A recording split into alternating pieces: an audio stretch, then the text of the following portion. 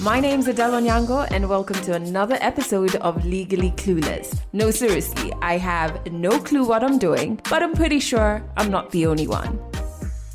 Hey you, welcome to episode 269 of Legally Clueless. Thank you so much for rocking with this podcast. If you're an OG member, always love. If you're new to this podcast, audio episodes like this go out every single Monday. We also have a seasonal tour series and video series which you can start watching right away on our website, legallycluelessafrica.com. A link is in the show notes. While you're on the website, sign up to officially join the family so you get letters from me, very special letters. I feel like I share sense. And last but not least, which you've already been doing, but if you're new, maybe you don't know this, on whatever platform you're listening to this episode on, let us know what you connect with in the podcast. It's always so great to interact with you on your comments on whatever podcast streaming app you're using to listen to this. I want to shout out somebody who will probably hear this shout out in 210 weeks. Because they just discovered the podcast. They're on episode 50. Char or Shar, I don't know how to pronounce this. And you've connected so much with episode 50. And you've reminded me of, man, we've come a long way. Because episode 50, we had Bruce, who leads a movement for dads called Dadding Differently. And he spoke about just the transition into fatherhood, his fears. It was such a beautiful I should go back and listen to his story, honestly. But yeah, it's so amazing how people are still discovering this podcast. And it's beautiful to see them interacting with episode 50 and we're on episode 269. But yeah, shout out to you and drop a comment. Let us know what you connect with in this episode. So I have to share a bit of a disclaimer. I know this episode is meant to have part 2 of Vivian's story, but I've kind of pushed part 2 to next week. Even my producer didn't know this. I might be difficult to work with, but it's for a very good reason. Okay. This month, May, we have a wellness talk lined up, and I want you to include it nice and early in your plans for the month. Okay. On the 25th of May, our resident therapist here at Legally Clueless, her name is Faith. She also happens to be one of my therapists. She's going to be leading a wellness talk, and the theme is navigating a toxic workplace. This is a theme we've spoken about here and there on different episodes of this podcast, but I really felt inclined to try and figure out what is the way we can have this conversation in a manner that leaves you with tools that helps you navigate that actual toxic workplace, tools that helps you move to your next step, start making decisions. You know what I mean? Tools to even help you identify what toxic is and identify how it's harming you mentally. You know what I mean? Because when we talk about working in a toxic workplace, at least what I remember from my experience is I would vent to all of my friends about it. I would vent to my family members. I would vent to my coworkers because we were in that struggle together. Oh my goodness. But because we didn't have experts in these conversations, it often was just us dumping emotions on each other. Sometimes in the event that somebody wants to give you advice, they're kind of projecting their own insecurities. So it's also not the best kind of advice you should be taking. You need somebody who understands how the mind works to really come in and give us credible tools, all right, and credible information.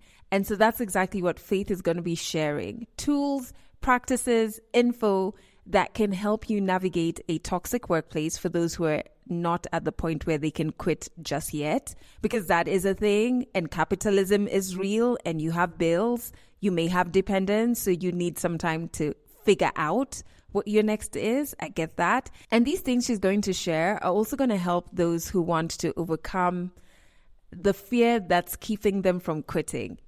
I do not judge you if that's a fear you're trying to navigate. It took me 4 years. 1, 2, 3, 4 4 long years to finally hand in my resignation. So no judgment here. I get that fear. It can be crippling. But I think step 1 is you attending the wellness talk. So it's on the 25th of May from 10 a.m. to 12:30 p.m. It's a beautiful way to start your Saturday. It's virtual. So wherever you are, you can join in because toxic workplaces are not just a Kenya thing. Unfortunately, right? Tickets are 1,000 bob and registration details will be sent to each ticket holder. It's going to be our second wellness talk of the year. Our first one was such a success and we learned so much from Susan in terms of our finances. And I feel like now this is another way we can take care of our wellness, especially if you are operating in a toxic workplace and you have to be in that space for a long time. You have to be in that space as you figure out your next, or you're trying to figure out how to quit. So if you go to the show notes, there is a link for you to grab your tickets. I would urge you to get them nice and early. Our last wellness talk sold out pretty fast, so I wouldn't want you to miss out on this. If you know somebody who is currently in a toxic workplace, they've probably opened up to you. Hey, I remember my time. I used to talk to anyone and everyone. I was constantly in tears. Oh my goodness. If you know somebody who would benefit from attending the wellness talk, please share this episode with them and share the ticket link with them as well. So in that regard, I pulled in Faith for a random convo just to ease us into what she's going to talk about at the wellness talk. You get? All right. So we're going to chit chat with Faith in this episode. And then next week, we'll have Vivian's part 2. Deal? Great.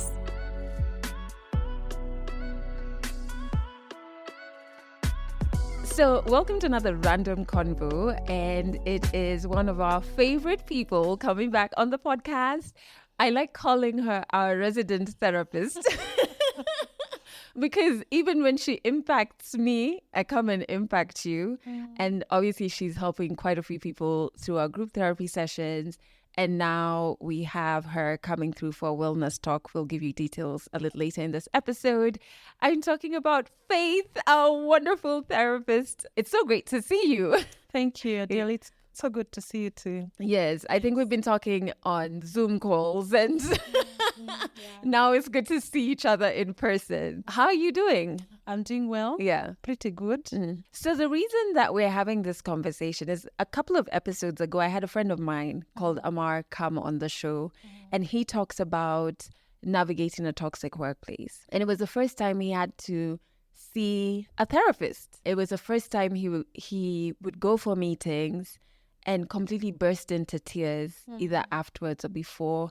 And it was very difficult knowing the stereotypes we have of men and men in leadership, because he's leading a team, but his immediate boss was extremely unhealthy in the way they approached their leadership style with him. We were talking and it was a time when I was really down as well. And then he shared his, so we kind of were like holding each other's hands, like, it's going to be okay. And I could tell him, quit, it's fine. Like, everything will work out afterwards, From that conversation I had with him, many more people reached out to the podcast saying they were navigating similar things. We put up a video about it on Instagram and TikTok. And to date, people are still commenting and other people are like commenting. Kenyans are wonderful, commenting me, I've been there, don't worry, it'll be okay.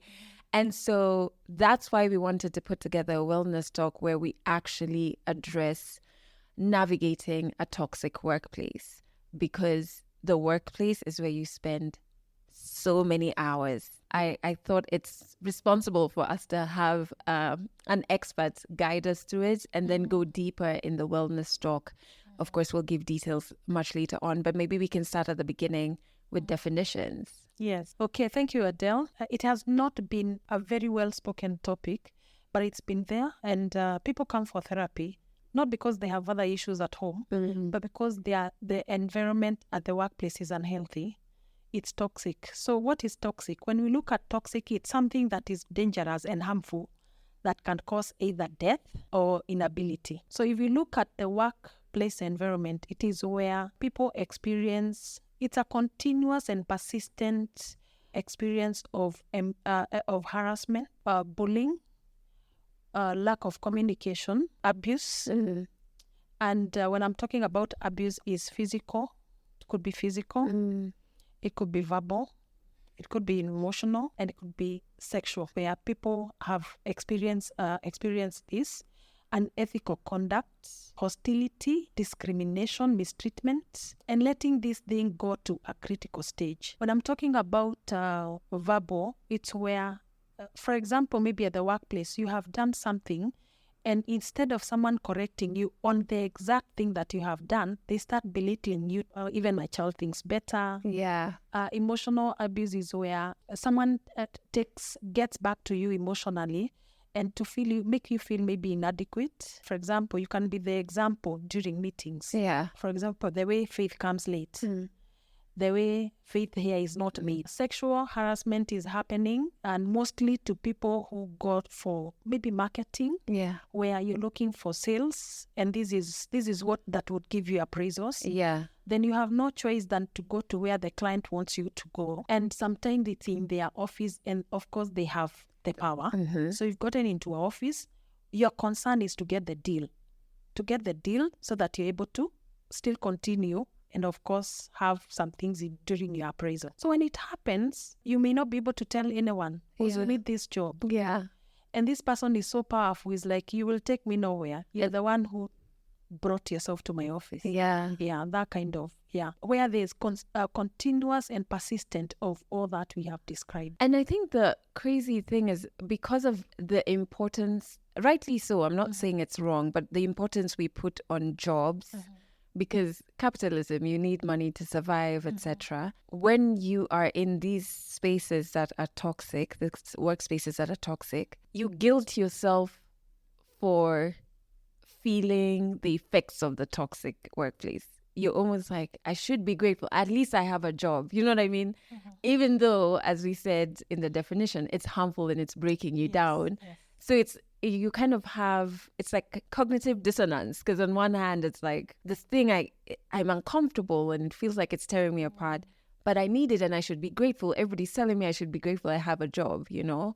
And that's a very difficult stage to pass through until you get to the end and you're like, actually, this is a toxic workplace and this is wrong. In the definition, you've explained what toxic in terms of a workplace looks like.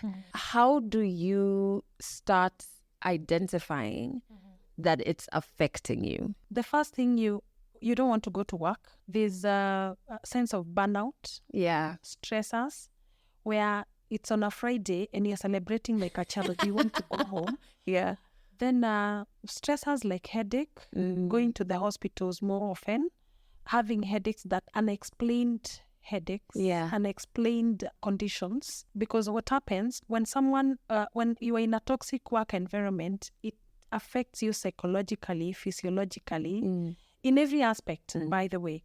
So you will start, what are the symptoms? Sometimes the burnout, the stress, the lack of motivation, where you're also not able to give your all when your turnaround time is being affected. And sometimes you really don't care, or you really don't know what is happening, because your mind is pegged on, in a toxic work environment, what that gives you is fear. Now, unfortunately, when that happens, any toxic work environment takes you back to the places where you used to feel fear. So what does that produce? A lot of anxiety and panic attacks.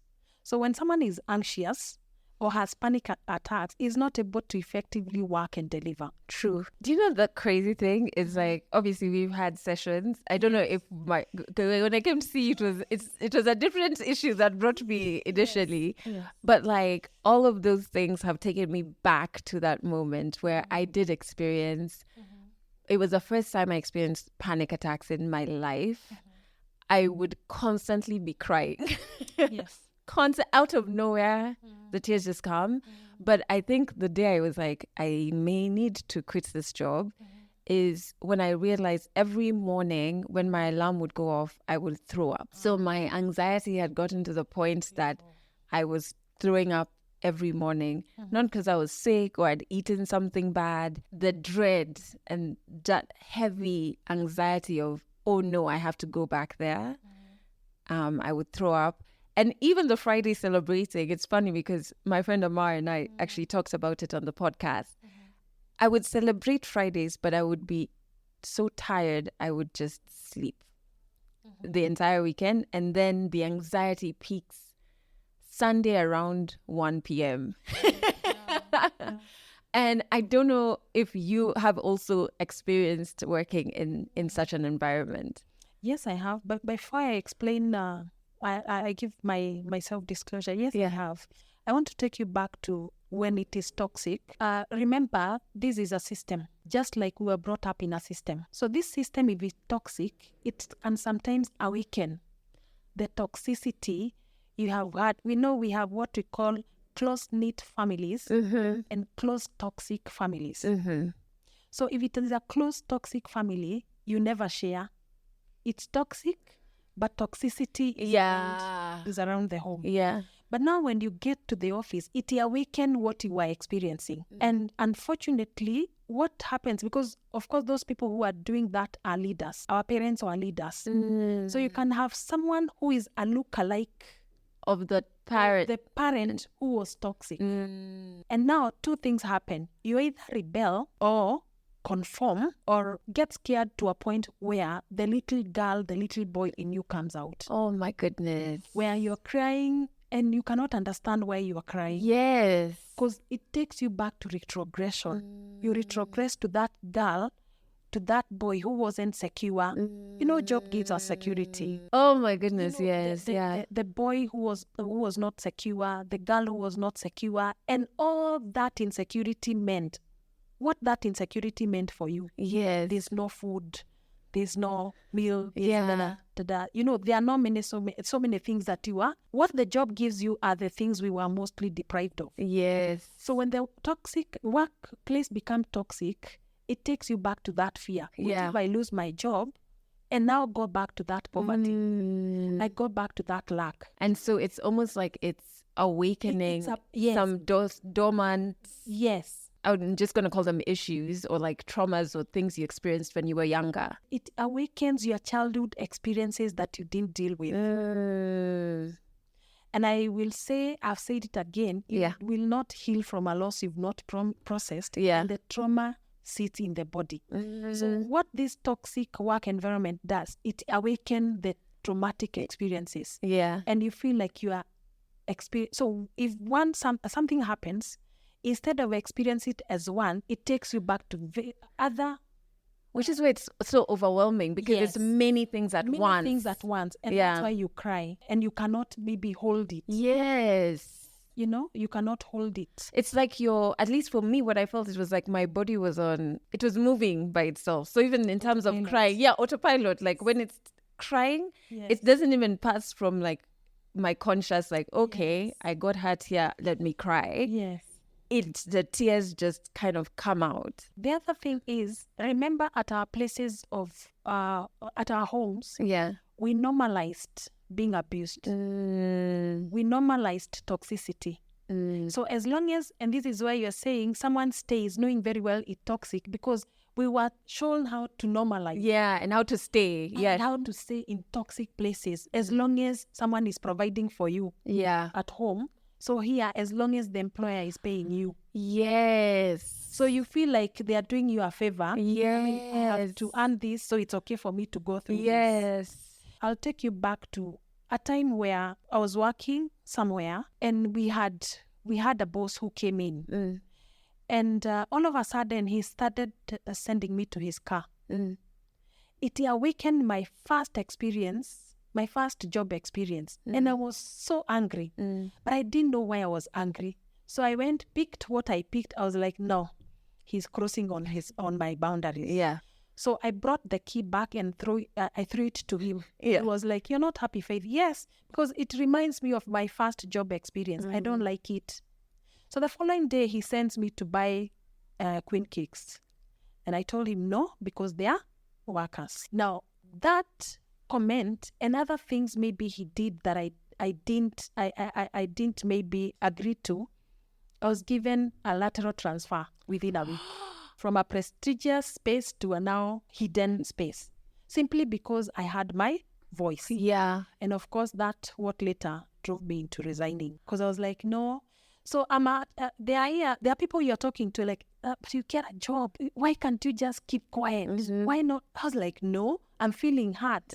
So nobody really understood that I needed to resign because I needed my space, Exactly. my peace. But like, why? Who resigns from? It's so crazy how like you'll hear someone completely different industry, and it's very, you can see yourself in like the way you respond to a toxic workplace or a toxic boss or toxic coworkers. I know we're going to get into those levels, but I think what also helped me is because I'm normally the Kofi Annan or like bringing people together. Yes.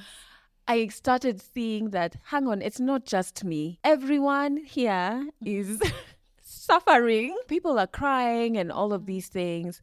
And I started then to take back the feeling of guilt. Like, actually, it's not me who's causing it. This boss is actually out of line. Like, this is not a healthy workplace. But then obviously you still have those feelings of awakened insecurities of, do I want to ever depend on someone else, you know, for money? Because that's really what a job is. And also issues around identity, which we will get to.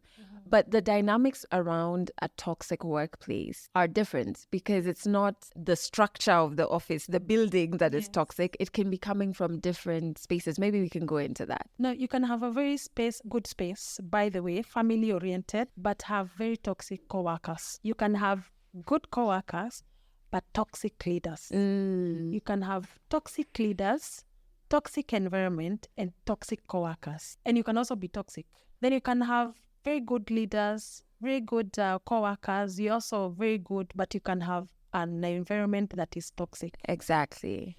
So in regards maybe to the coworkers, these are people who oftenly feel unsatisfied with their own personal development, positions or pay, experience, or workforce. For example, maybe there are times when a company would want to transition, because of their strategic plan, they would want to transition and they call in a new team. This new team may be less experienced but more knowledgeable or experienced in certain things where the organization wants to gear itself to. But we have the experienced workers who have been there for the longest period. They have never felt threatened. Their qualification is just where they were when they were admitted and they were employed. Now there comes in allow me to say the Gen Z that is not experienced but very knowledgeable and faster and do things. So you become now a target. You become a target because these people are dissatisfied and you have now come to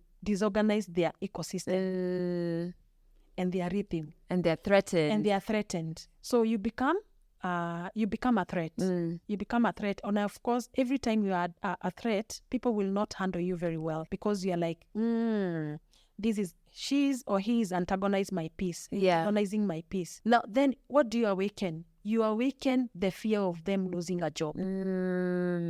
Yes. And what that comes with, like, when they're younger and oh my goodness, okay. So it takes them back and they're like, they have to fight because this is the only thing. It's not only a job. It's not just a job. It took you away from poverty. Most of us, the job took us away from our childhood experience. Exactly. And we all want to run away from it very far. And when someone provokes us to we need to look back and this we can experience, we want to run and fight. Yes. That actually makes so much sense because I did have a toxic coworker and I could never understand. Maybe I clearly didn't have this knowledge because I used to be like, why are we fighting over a job that's in a company that, we normally say that phrase, see ya mamako. Yeah. It's like, but now I get it because it's not about, we're fighting for the company. It's all of these other unresolved issues you experienced in childhood that have been awakened that are causing you to hang on to this job and fight for it. Yeah. Now, we can have toxic workers, good bosses, or toxic bosses, but a good environment. I'll maybe share where I had toxic workers, good managers or good bosses, and a good workplace. Yeah. And now a co-worker, we'll take them, maybe the toxic co-worker. One is the constant complainer, who is always complaining about things, the gossiper. But the gossiper makes sure that they mobilize people. Yes. And they're never in the front. And they are never in the front. Yeah. They will mobilize people to make sure that the credit stealer, you have done something or you have an idea, and they will sit on that idea until when the boss asks them, do you have an idea? And they'll be very fast to shine yours. Now, these are what we call maybe the zebras who shine and take advantage of the donkeys. Now, there's also the person who now want to discredit you behind the scene because they know they want to intimidate you in your room. Yes. But out there, because they don't have the confidence, they don't have the evidence, and they know it is not true, so they cannot do it outside. Yeah. So after you have been maybe accoladed, appreciated, they will still bring you back to their own meetings. Yes. No recording. Yes, no paper trail, no email. Yes. But they will tell you many things that will take you back to feeling unworthy, unwanted, unqualified. Yeah. Your self-esteem goes low. But people will be wondering, I mean, we appraised her just there. And that person was there. And that person was there. But they will bring you back to they say that, but you see 1, 2, 3. Yeah. This is not something that they can take to the board. Exactly. Or take to the executive. Then we have maybe what we call the microaggressor. They are aggressive and not aggressive. Then we have the friendly ones who come and show you you are my sister. Yeah. But these ones, in fact, these are the most dangerous, and sometimes we don't even reconcile with. What do? They will come to you, pick up information, and spread it opposite. Yeah. Spread it out there opposite so that people look at you as an enemy and they are your only friend. But what are they doing? Because already they have seen either you are a threat to them, or you are liked and they are not liked, or what we call the Jezebel spirit. They just want to antagonize your space, your peace. Let me give an example of one time I was working as an admin assistant or maybe an administrator in a space, and I had the title, but I didn't have the role.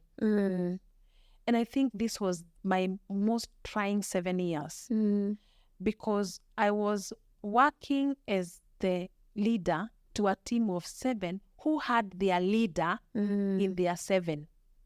And I wasn't the one. So this lady made sure that everyone was against me. So there's nothing I would do that would work. So I remember I had the title, but I didn't have the role. Yeah. It took the intervention of the executive director to stamp his authority. Otherwise, I would cry going to work. Prayers didn't help. Yes. Fasting didn't help. Talking to people didn't help. Because it doesn't change the situation. Yeah. And I'm stressed. Yeah. I'm really stressed. That is, I think, the time I would have anxiety and panic attacks. You know, at night, I'm waking up, jerking in bed. Oh, goodness. And I don't know what is it because I'm scared of losing this job. Yeah. But I have no way to let people know that this lady is toxic because unfortunately she was a friend to a senior and a board member. So opening up might cost you the job. Yes. In fact, no one would listen. You know, no one would listen. Then maybe you have gotten into a job and you're given tasks that are higher than any other person who has been given that task. Admired task. I remember one time I got into a space where we organized for a seminar, left for Uganda, came back, but when I came back, I'd been given, I think, 1 million just to make sure that things. But I think I had a change of 70,000. So someone called me. Someone is calling you at the front because they were very jealous and bitter that I'd been given the opportunity. I had not even finalized 6 months. Yeah. So by the time I'm coming back to the desk, I didn't have the 70,000. Then he was there telling me, can you just go and report to the CEO? I was like, oh, what would that mean? It would mean me losing the job. And they're instigating. So I had to pay that 70,000 for almost a year, discreetly. So it's a co-worker, but toxic. And I find them to be very smart. Yes. Like, they could be telling you, like now how he's telling you this. I had the same of a coworker who made a situation, completely created a situation that would paint me in a bad light. Yeah. And then to make sure they manage the narrative, they told me, oh, don't worry, don't talk to the CEO about it. I've already spoken to him. And I remember, I think I was on Uhuru Highway near your office. And I remember thinking, but my contract has my signature and the CEO's. Yes. It doesn't have this third party. So so I really had to think and be like, this person is being very funny. And turns out they hadn't spoken to the CEO. So they're very smart. Yes. Very smart. Yeah. So, and maybe among others, there's a doormat who will be stepped on. There's a dictator. It's either his way or no way. Yes. Not the highway. Yeah. It's Not either even the his highway. way or no way. We're not doing So it. this is one person when they come to the office, you have to look at their mood. Yeah. In order for you to know how to And how the manage day will yourself be. and Yeah. how to negotiate yourself during the day. Yeah. So because you don't want to antagonize their quote unquote peace. Yes. And the dictators are people who will maybe sometimes they will tell you to do things out of the job JD. But remember, there's always that thing that tires. There's any other duty given by the Yes. other responsibility. Given. So, but you also need to look any other. Is it related to your work? Yeah. Because you can be here in the media and someone tells you to go and slash out. Yeah. I mean, you know, yeah. Any other? How far? Yeah. How does far is any too other far? go? Yeah. How far is any other responsibility? The rebel, Yeah. they attack every idea for fear of change. So they are there shooting you down. You know, no, this cannot work. And if they have been there for long, or they are feeling their qualification is being antagonized, Yes. or their space is being antagonized. Then we have the teacher's pet, where they will do everything to ensure that they get accolades from the bosses. Not a bad one, up until when they would want to do it in order for you to look like you're not working. Yes. Who leave the office late, who come so early, who become the boss's puppet. And before long, they're carrying stories They're from carrying you to the boss. stories. Yeah. They don't mind being sent to River Road to get some wigs. Yeah. Boss. Yeah. You know, all that. And it's so interesting because like when you're saying that, I can almost now understand the co-workers better. And I think there's also an element of people adapting those personalities to survive. It's almost evidence that the workplace is toxic. Yes. Because somebody feels like, I have to maneuver like this, I have to do this, you know what I mean? Yes. It shows that there's a bigger issue with the workplace. And so can the boss be any of those? Yes. Yeah, he can be a dictator. He can be the drama queen or king. He can be the micromanager, where the Mbwa style manager by walking around. So they hover around your head. Yeah. You haven't finished. So this, in fact, the micromanagers can really provoke your anxiety and panic attacks because they are hovering over your head. So they are not giving you time to. Dare you tell them you'll be able to finish in an hour and you're not done. So 40 minutes to an hour, instead of working, you'll be scared. He will come back, she will come back, and I'll not have finished. Then we have the airhead. The airhead are the forgetful and always unprepared. You go for a meeting and they will throw you under the bus. Yes. They are not prepared. And they can't take accountability for that. They cannot take accountability for that. Then we have what we call the scatterbrainer. These are very passionate with great ideas. Yeah. Great innovations, but they will never follow through. Great ideas, but they will never. Yeah. They will never follow through. I feel like I'm laughing because I can see exactly who in my office was who. Yeah. You know? Then again, we need not put blame on toxic work environment so much. And toxic work environment, toxic co-workers and toxic bosses, if you yourself is enabling them. Yeah.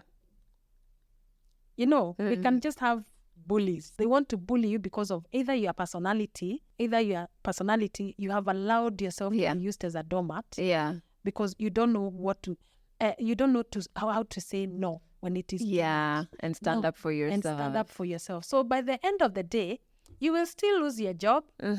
You will still lose your health. And you will not have communicated. So you go home regretting, I wish I said it. Yeah. I wish I said it. That is so interesting. and it just makes sense for me, especially in that period of my life. I actually realized, you know that saying of hurting people hurts people? We had a really, really toxic boss, extremely toxic. And after I got to the period of understanding that it was not me, now I was like, okay, but why are you like this? It can't be everyone. For years, he had this, people knew him. He had this title that he made people's lives hell. And even when I handed in my resignation, the first question my then CEO asked was, is it because of so and so? And in my head, I was like, so if everybody knows, why are we not doing anything about it? And I remember asking him once, this toxic boss, and I was like, this is not normal. This is actually not normal. He had come to work and he had fallen in his bathroom. He was old, had fallen in his bathroom. And so he had like a mark. And I was like, okay, who were you rushed to hospital? No, because he lives alone. And I was like, okay, but like if people didn't see you doing your normal routine, like you're scary or whatever, but the way he treats us was the same way he was treating people around him. So everybody kept away. And so at that time, I remember telling him, this is not the way to live. It doesn't make sense. Why? I don't understand why. Why are you like this? And he told me stuff about his life that was very painful. And I remember being like, so you bring that and you dump it on us. If you allow him. Yeah, if you allow him. If you allow him. Hurt people. So remember if he grew up in a toxic environment and he was able to survive because of his intelligent quotient. So if you grew up in a toxic home and you succeed, so you will never deal with the toxic issues that you had during. But they are there. They are there. Yeah. So in childhood, it is where we are told how to negotiate through life. So for you, negotiating through life is being toxic because you have never found a healthy space. So even when you have a healthy space, you don't know how to negotiate and transition through it because all your life you have gotten used to toxic environment. That's what's normal. That is what is normal for them. So if they don't go for counseling, for therapy, they would want to instill what was instilled in them. Yeah. Let me give an example. If you're brought up by a harsh mom, harsh dad, then you get a baby later in life, you will find yourself doing the same thing your parents were doing that you didn't like. The same with this man, with this woman. Exactly. When they are toxic, it gives them a certain fulfillment of I'm paying back. For example, if I was hurt by my dad, I could be hurting another male figure in the office. Well, really who I want to fight is my dad. But because of his authority, I am not able to do that. But at work, I have authority. I have authority, like my dad did. So even if you are brought up by a toxic dad, there's that point, even if it's about 0.5% that you admire about his power. So you do want to exert this power to the juniors. Your subordinates, Your subordinates who have no power to question or even call out your behavior. Which is why even like in the workplace, you could start being a team member with someone and you get along. When they get promoted to now lead the team, you're like, this is a completely different person. The dynamics change. Exactly. Because you will go back to power. What is power for you? What is leadership for you? Because most of us were not taught. It was either autocratic, democratic, abusive anyway. So we don't know how to go about the transformative leadership. We want to exert, we want to exert power. We want to instill pain. And that's what makes us smile. Yeah. Like when we see someone instilling fear. Yeah. And you can even maybe see them smiling. Oh, well, people like that think fear is respect. And even like very abusive parents would think that. Like, if you fear me, you respect me. But it's not the same thing. It is not the same. Now, the Gen Z generation is not standing it. And I love it. It is calling out and resigning in a day. Yeah. That place is toxic. Yes. We didn't know the name. We couldn't define it. We couldn't know what it was. We didn't have a name for what we were going through, but it was toxic. Yes. For these people, they do know. It is toxic. Yeah. Like, you can't talk that to me. You cannot talk like that to me. And I have rights, and I have yeah, rights. yeah. They are calling out these bosses. Yeah. Now, the beauty, maybe we'll talk about how do you now negotiate. Yeah. Yeah, that at the toxic workplace. Oh my goodness. So I think this is a good place just to remind you who's listening is that we are going to have our wellness talk, and we'll give you more details about it coming up in May. And it's all around navigating a toxic workplace, just to arm you with the tools as you kind of make your game plan on how you're going to get out and still be in a mentally healthy space. Before we get to the navigation, I think the one thing I want us to also explore is identity. Because of the nature of the job I had, I had to figure out who I am without the job before I resigned, because I anticipated identity issues. But it's not only about the industry you're in. In any industry, any job, there's an identity thing you have to address, because this job is breaking you because either your coworkers are toxic or your boss or the environment. But who am I without this job? If you look at even when people introduce themselves, they always say what they do and they say their title, not who they are. Take yourself back, and who are you without this job? That is a hard Because if your thing. definition is pegged on where you work and your title, then you will never, or you may not be able to leave this toxic work environment, because you don't know who you are without it. Yeah. Then the other thing, you may have gotten the job, and through the experience you have grown, but maybe you didn't have the papers. So there's no other organization that can pay you whatever you are earning because you don't have the papers. Away from your work, away also from being a parent, away from your titles, who are you? Yeah. Because when you start identifying who you are, then you will have the core values that tell you that no one needs to speak to me like this. Yeah. I need to call out the behavior, because the fear is so overwhelming that we stay stuck. Exactly, and make no move. And we make no move. So if that is happening, it's good, first and foremost, how do you identify that this post or the place is toxic? Is where you're mentally not okay. There's a lot of stress, either headaches, nausea. In fact, like you feel like you're sick. I used to get sick all the time, and there's no infection. There's no infection. Sick on Monday. Yeah. Healing on Friday. Yeah. Getting the symptoms on Sunday evening or Sunday afternoon. And mostly having leaves on Mondays. Yes. You know? Yeah. Having leaves on Mondays. So when you identify, then you need to ask, then who is doing this to me? Is it a co-worker?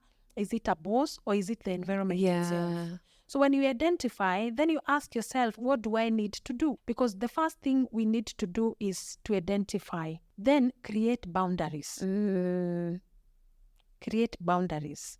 Because this boss coworker do not define you. Where does his mandate start and where does his mandate stop? Because sometimes we give them so much leeway to our bedroom. You know what's powerful? Okay, you've said very many powerful things, but what's really stood out for me is that we kind of go in terms of our relationship with power in the workplace. Yes. We go in with the same relationship we had with it in childhood. And so the way you wouldn't question your very harsh parent, even when that parent crossed your boundaries, this is the same way you'll deal with your boss. Yeah. Let me give an example. You were brought up by a parent who didn't have boundaries and who was always intimidating, who never appreciated you, who never accoladed you, who was always putting you down.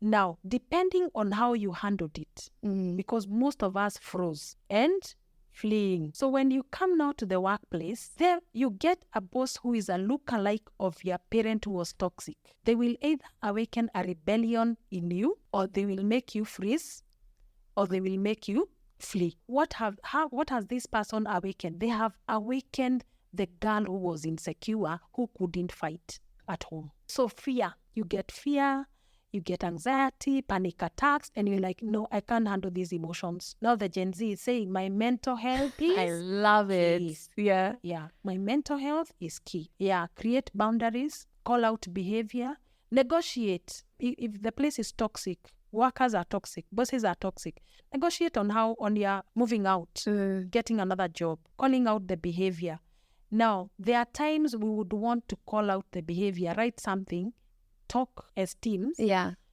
But you find that some people don't want to do it. So you look like you're the one who is instilling this Rebellion. Yeah. So you become a lone ranger. So you are all that. But setting boundaries, where does that woman, that boss mandate start? Yeah. Where does it end? Yeah. Where does your mandate start as a worker? Yeah. Where does your mandate end? And what are some of these things you are not meant to do? When you hear these conversations around toxic work environments, many people are talking about how HR, they're useless. You can go and report. It's not confidential.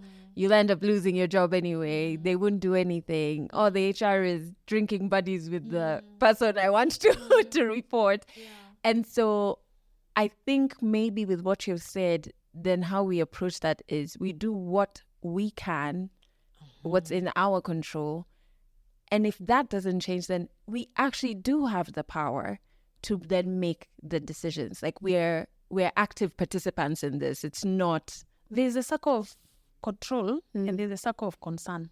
Okay. The circle of concern, you can hold your chin and complain like more than the lamentation book, how bad the place is toxic. Yeah. But you have not the circle of control. Like I can take charge. I can say this is not working for me. Yeah. I know I need the job, but I need my mental health more than I need the job. Yeah. Because you can never get stuck. But now what happens when this the idea of losing your job, what that happens is fear. Yes. So when fear comes in, you will not be able to make an amicable decision. Yeah. But you need to concentrate on the circle of control. What can I control in this space? You have the power, by the way, to control the narrative. I think that's something I learned in our therapy sessions, because I remember I was like, yeah, one of my fears is being like financially dependent on someone. And so those fears came up when I was trying to exit this toxic workplace. And I remember you asked me, so what are you doing about it? I was like, good question. I was just sitting in like the fear, but like when you confront the fear, then you can be like, okay, these are the steps I'm going to make to ensure I am financially independent. So you're not, again, you're an active participant. You have the power, you can make decisions. Yeah. So what can we, I know you've started already touching on how to navigate a bit, but I know we want to go deeper into that in our wellness talk. So what can our community expect from the wellness talk? What are some of the things you're going to help us navigate? Identifying the toxicity. Then when you have it identified, then what are some of the symptoms? What are some of the symptoms? Then what do we do? What do we do? And how do we make sure maybe it doesn't happen long before it happens? That is what will entail. And I think it's important to come for the wellness talk. Actually, while you're talking, before I thought it would only be relevant to people who are experiencing working at a toxic workplace. But I think even leaders and heads of organizations should attend the workshop so that you know, most of the times, if you're a poor leader, which happens a lot locally, you have no idea the toxicity is happening. You're just not understanding. My organization seems disorganized. Yes, there's the leaders need not to sit at the ivory tower. Exactly. They need to come down to these people who are experiencing these toxic and toxic bosses, because the leaders up there can be very good. Exactly. And they cannot, because the bosses, or rather the middle managers are not communicating the right thing. So sometimes the boss can know Faith as a co-worker there differently than who I am. Exactly. So even when they see me, they don't want to engage because they have already rubbished me off as a non-performer. So it's good to come from the ivory tower and meet us down here, so that you're able to, what are some of the things I need to pick for myself? Exactly. Yeah. That's another reason why I think they also have to come for the wellness talk. I also would like people to lean away from coping. You know, when you just say, okay, I just have to stay at this job, coping through different addictions and again, media, you'd have people drinking in the morning, 5 a.m. just so that you cope with the day. which is terribly sad to think about. Like, you shouldn't have to do that for any environment, whether it's home or work. And so that's why I feel like it's so important for us to have this conversation. So in closing, if you could tell someone who right now is listening to this on their way to that job or on their way from that job, what is the one thing you'd want to leave them with? You have the power. You have the power to stand out, to call out the behavior. You have the power. It ends with you.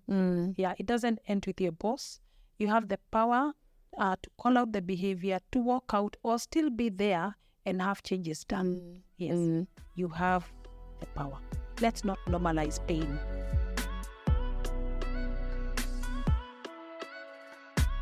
It's always so awesome having Faith on the podcast. I love that even before she joined our Legally Clueless family, because I was going through therapy with her, she was still impacting you because I would come and share so much with you. And I just figured, let her just join in. And so she can help us get closer to being mentally well as we navigate life and its challenges. So I really hope you make it to our wellness talk. Once again, it's on the 25th of May from 10 a.m. Tickets are 1,000 bob. You can grab them right now. There's a link in the show notes. And the theme is going to be navigating toxic workplaces. So she's going to go deeper into the things she's just briefly touched on in this episode. I loved when she was building characters of the toxic personalities that are in the workplace. And there are more. She only shared a few. There are more. I hope to hear more on identity during the wellness talk and just how can we start detaching our sense of self away from our job title, because sometimes that's what keeps us locked. Because sometimes that's what keeps us locked in there. I know she's going to talk about fear and how to navigate the fear that comes with wanting to resign or just quit your job. And last but not least, which is super important, we only managed to touch on it a little bit in this episode, but we'll dive deeper during the wellness talk. The tips on how you can navigate a toxic workplace while preserving your mental health. Even when we talk of creating boundaries, what are the 1, 2, 3, 4 steps we can take to actually doing that? So it's going to be quite a beautiful talk. So grab your tickets. The link is in the show notes. Next week, part 2 of Vivian's story will be out, okay? And of course, we'll pick it up in that episode. If you want to share your story on this podcast, there's also a link to our storyteller form in the show notes. Fill it out and we will get back to you and record your story. It doesn't matter where in the world you are. We want to hear your story. You're African. Your story is valid. It needs to be shared. It needs to inspire others. If you are in East Africa, you can catch us on Trace FM. We are there on Monday and Wednesday at 1 p.m. and 11 p.m. and on Fridays at 1 p.m. Just go to traceradio.co.ke to stream. I'm so happy to share this episode with you. I love when we have Faith over because sometimes it's very difficult to get access to a therapist in our day-to-day life.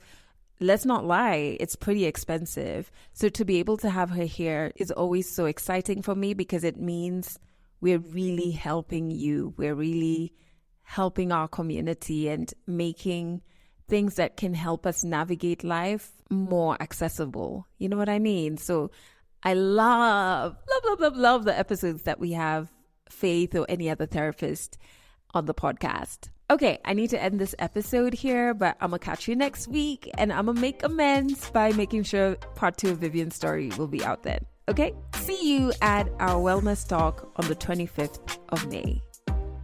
That's it for this episode of Legally Clueless. You can share this podcast with your friends. You can keep it for yourself. I'm not judging. Just make sure you're here next week for the next episode.